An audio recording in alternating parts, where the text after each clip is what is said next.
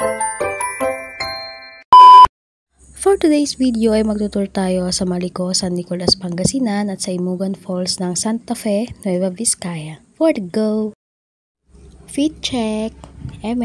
Pants lang yan. Flex ko lang siya kasi sobrang ganda ng baggy pants na yan. Actually, padala lang siya. And yan lang. At syempre may bag rin tayo kahit walang laman. Fast forward, nandito na nga tayo sa San Nicolas, Pangasinan. At mula nga sa amin, mga 1 hour lang yung biyahe. 6 AM na nga kami nakaalis and excited na nga ako. Habang paakyat na nga kami dito, sabi ng kuya ko tumingin daw ako sa likod. Since pataas na nga siya ng pataas, mas lalo ako nalulula. And nakakasuka talaga. And sa part na to, nag-stop over kami dahil sabi ko sobrang ganda ng view. Tapos sumisikat na yung araw, gano'n. Kita-kita dito yung Pangasinan. Mapapakanta ka talaga ng wag muna tayong umuwi. So, dito po kami ngayon. Maliko ng Nicolas. And ito nga yung tinatawag nila na view deck. Or baka ako lang nagtawag nun. Kasi dito kitang-kita mo talaga yung bundok. Tapos as in, sobrang nakaka-refresh. Sabi nga nila, nature heals. Kaso, hindi na green yung bundok dito. Brown na talaga siya. And sa part na yan, makikita mo naman diba yung ulap humahalik sa bundok. Advance birthday gift nga niya sa akin to. Dahil malapit na rin yung birthday ko and wala siya kasi. And dahil alam niyang mahilig ako gumala. Kaya yan, nag-road trip kami. Advance happy birthday nga pala kay Pimpim. Atras pa tayo maglaro na. Ayoko na. Dapat maganda yung posing mo. Yan. Teka lang. Pakaganda kasi ng view yun. Nung time na to, inaaya na nga niya akong pumunta ng Vizcaya. Pero sabi ko wait lang, sobrang ganda ng view kasi. Pag iniisip mo nawawala lahat ng problema mo, ganun. And ito guys, part pa rin siya ng San Nicolas. Na-amaze ako kasi para na kami nasa ulap niya, no? Sobrang taas talaga.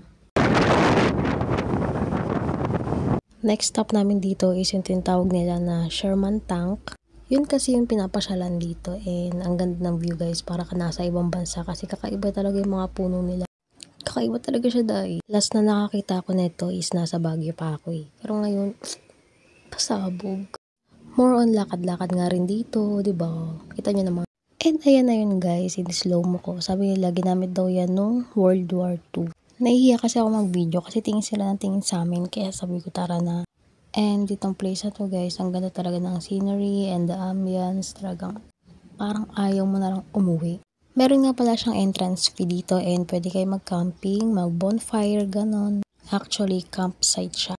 Then dito, feeling mo talaga umuulan kasi sumisipol talaga yung hangin. Tapos parang lagi may parating na bagyo, ganun. Oh damn bro. Damn. Sobrang lamig.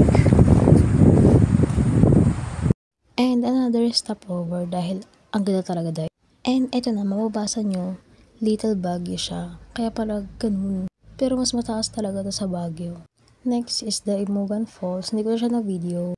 Pero ayan, more on trekking, lakad-lakad. Then, ang sabi nila sa amin, 15 to 20 minutes yung lalakarin. Pero parang 30 minutes na kami naglalakad dahi. Ang dami ko nga iniisip eh. Sabi ko, ano kaya itsura ng falls sa gabi? Baka may mga aswang. Ganon, parang baliw lang. Wow! Masa? Walang daan dito.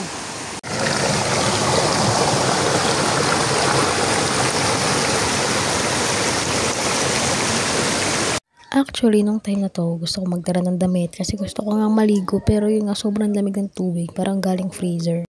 Kaya yan, paapaan na lang. Then sa part na to, ayan, kumain kami habang nakaharap sa fall. Ngayon lang din kasi yung day off ng kuya ko, so napag-isipan niya na gumala kami. And advance na rin yung gift niya sa akin sa birthday ko. And yun na nga guys, pauwi na kami. Nakita namin to, sabi ko huminto muna tayo.